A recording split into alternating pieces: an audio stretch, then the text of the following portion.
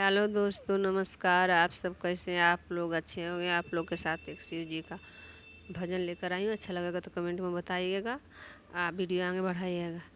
चंदवा सूरुजवा यईसन गोर बालुए गौरा करिए ही बरवा परलो भाई गैलु ये गौरा करिए ही बरवा परलो भाई गैलु ये गौरा मेवा औरे मिश्री नई हरवा छोड़लु ये गौरा करिए मारदवा परलो भाई गैलु ये गौरा करिए मारदवा परलो भा गैलु ये गौरा चंदवा सूरुजवा यईसन गोर बालु ये गौरा करिए ही बरवा परलो भा गैलु ये गौरा मारसल मारुतिया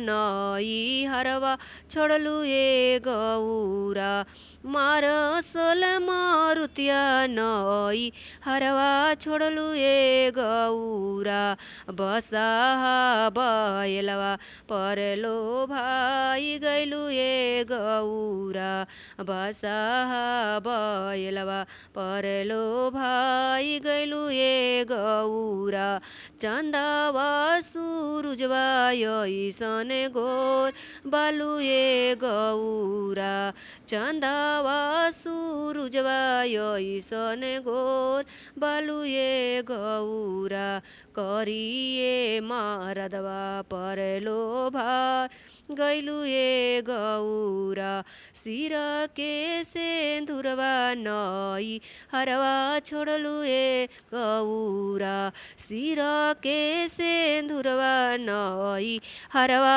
छोड़लु ये गौरा रखिए भभूतिया परलो गैलु ये गौरा रखिए भभूतिया परलो भाई गैलु ये गौरा गरवा के हरवा नई हरवा छोड़लु ये गौरा गरवा के हरवा नई हरवा छोड़लु ये गौरा सफावा के मलवा परलो गैलु ये गौरा सफावा के मलवा परलो गैलु ये गौरा।